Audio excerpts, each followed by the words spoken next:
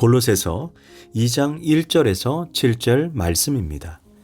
내가 너희와 라우디게아에 있는 자들과 무릇 내 육신의 얼굴을 보지 못한 자들을 위하여 얼마나 힘쓰는지를 너희가 알기를 원하노니, 이는 그들로 마음의 위안을 받고 사랑 안에서 연합하여 확실한 이해의 모든 풍성함과 하나님의 비밀인 그리스도를 깨닫게 하려 함이니, 그 안에는 지혜와 지식의 모든 보화가 감추어져 있느니라.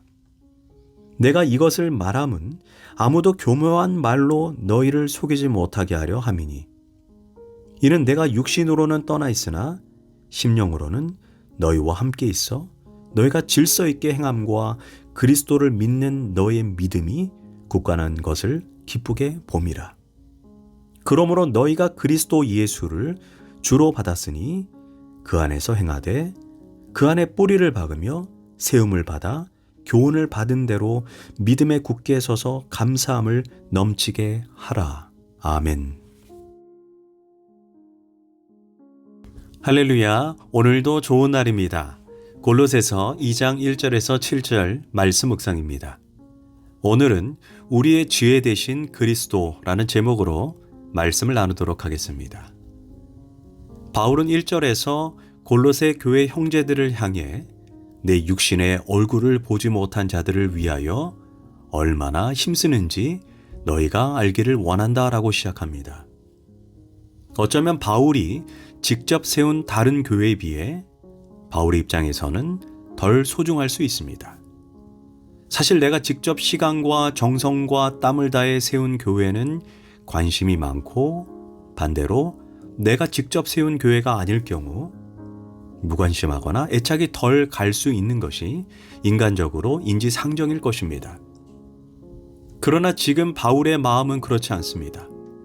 도리어 골로새 교회를 향해 내가 얼마나 힘쓰는지를 너희가 알기를 원한다라고 말합니다. 여기에서 힘쓰다가 원어로 아고니입니다. 이는 부모가 자녀들을 향해 가지는 마음입니다. 그 의미가 상대방을 향해 불쌍히 여기다, 고통스러워하다, 심정으로 안타까워하다라는 뜻입니다. 사랑은 어떤 의미에서 상대방을 향해 심적 고통을 함께 느끼는 것입니다. 그를 생각하고 그를 걱정하고 그의 마음과 같이 있기 때문입니다. 어쩌면 바울에게 있어 자신이 직접 세운 교회가 아들격이라면 골로새 교회는 손자격이라고 할 수 있습니다. 바울에게서 복음을 들은 에바브라가 예수님을 믿고 제자가 되어 세운 교회이기 때문입니다. 그러니 자신이 직접 세운 교회가 아니더라도 얼마나 애정이 가고 소중하며 귀하겠습니까? 그러니 내가 너희를 귀하게 여긴다라고 고백하고 있는 것입니다. 그러면 바울은 3절에서 골로새 교회가 진정으로 예수님을 알기를 원한다라고 말합니다. 3절, 그 안에는, 예수 그리스도 안에는 지혜와 지식의 모든 보화가 감추어져 있느니라. 여기에서 지식은 그노시스로 유치원에서 대학까지 교육을 통해 얻는 감각적인 지식입니다. 눈, 코, 입, 머리를 통해 얻은 축적된 지식입니다.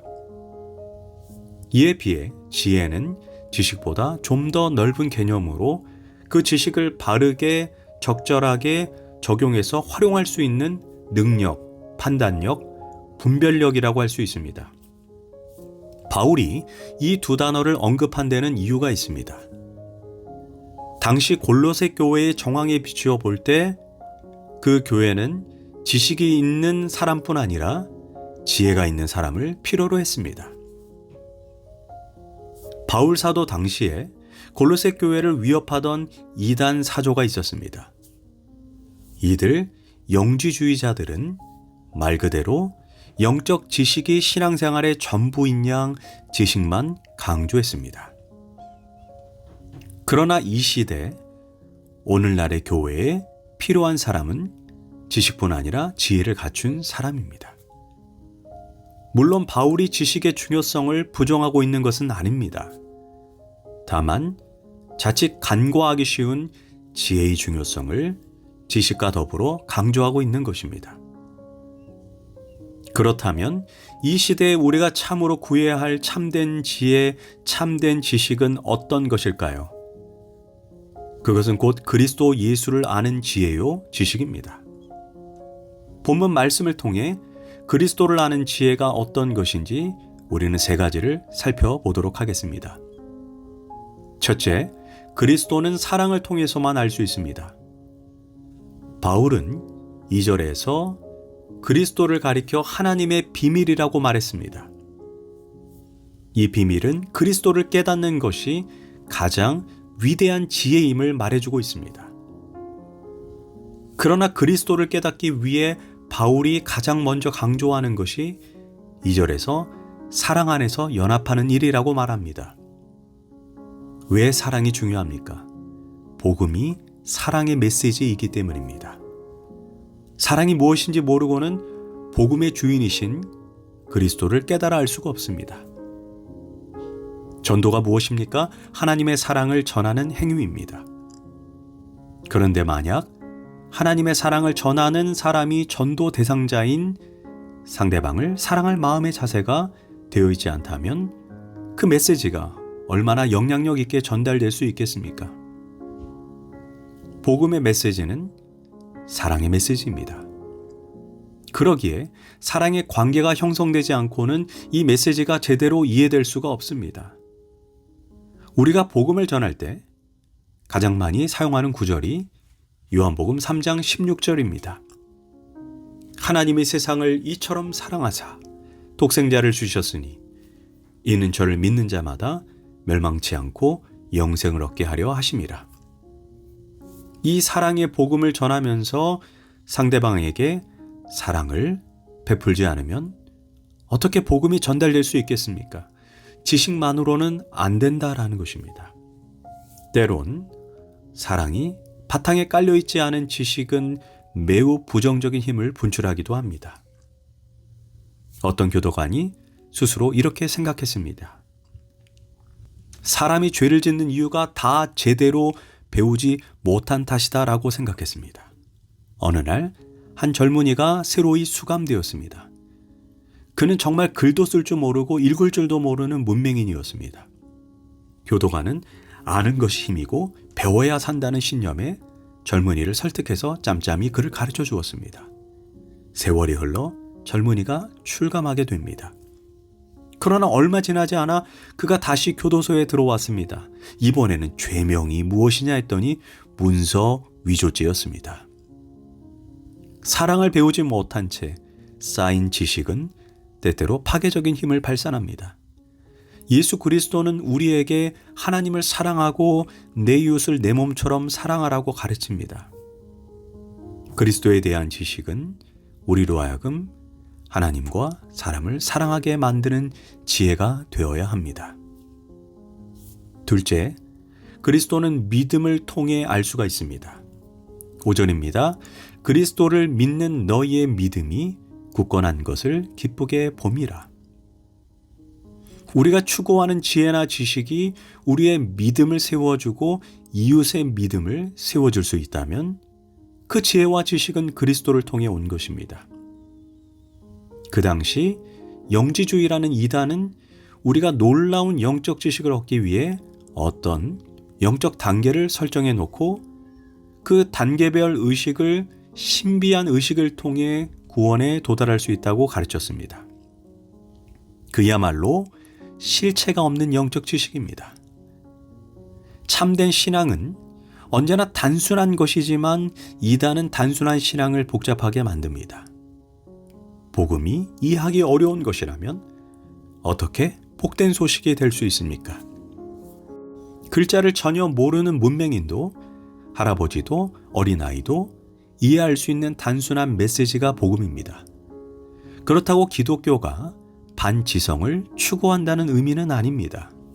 신앙을 갖기 위해 요구되는 지식은 그렇게 복잡한 것이 아니다라는 것입니다. 단순히 예수님을 믿음으로 우리의 신앙 여정이 시작됩니다. 그러나 이단은 이 단순한 신앙을 복잡하게 만들어 자기들의 모임이나 자기들이 가르치는 내용을 배우지 않으면 구원을 받을 수 없다고 말합니다. 그래서 바울 사도는 4절에서 이렇게 경고합니다. 내가 이것을 말함은 아무도 교묘한 말로 너희를 속이지 못하게 하려 함이니 이단은 속이는 것입니다. 그래서 5절 말씀처럼 믿음에 굳게 서는 것이 중요합니다.